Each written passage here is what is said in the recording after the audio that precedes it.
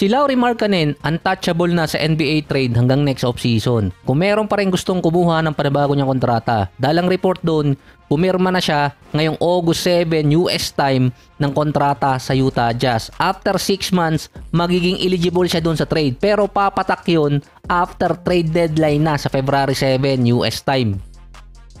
Kaya sako pa siya ng restriction. $238 million sa loob ng 5 taon ang pinirmahan nitong si Markkanen. Ang sinabi ng mga fans doon, overpaid siya. Ang naging structure pa ng kontrata niya, yung last contract ni Markkanen, pinalitan na naging $42 million. Ito yung dating pinirmahan niya sa Cavaliers bago na-trade sa Jazz. Magkakaroon siya ng $42 hanggang $54 million until 2029. Wala siyang player option. Gamit na gamit yung lahat ng taon.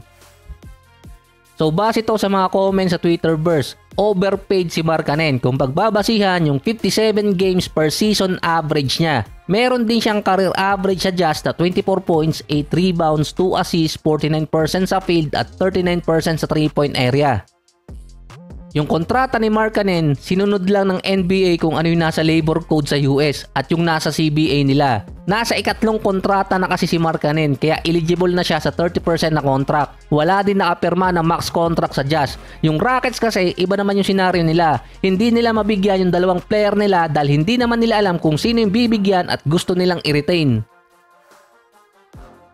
Dahil sa pagpirma ni Markkanen ng panibagong contract, tumaas lang lalo yung value niya. Lalo na kung mag-average pa rin siya next season ng nasa 20 points pataas at makapaglaro siya na mahigit 60 games. Ang final offer kasi ng Golden State pa rin ay si Moses Moody, multiple first round pick, pick swap at second round pick. Hindi nila or ayaw nilang i-include si Podziemski or si Kuminga. Bago kasi yung last offer na binigay ng Golden State, sinabi kasi doon ni na Steph at Draymond na ayaw nila makialam sa management sa final decision. Usual naman tong ginagawa sa ibang mga teams na tatanungin nila yung star player kung gusto ba nila makasama yung isang player sa roster or anong move ang gagawin nila. Lalo na nung nakaraang season, ganun na nangyari or naging headline.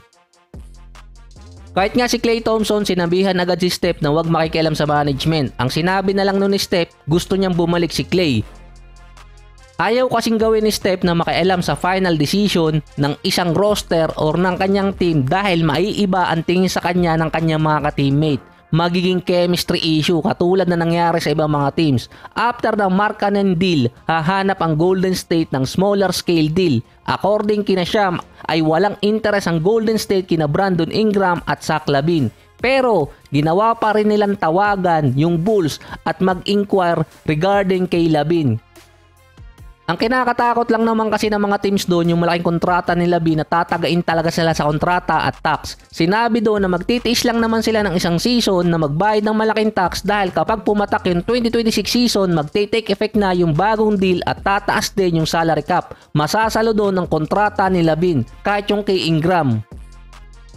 Base kay Anthony Slater, mag-iintay ang Warriors hanggang September para sa trade. Yun kasi ang panic mode ng off-season, magbabalikan yung mga players sa kanilang mga team at magse-set up sila ng final roster.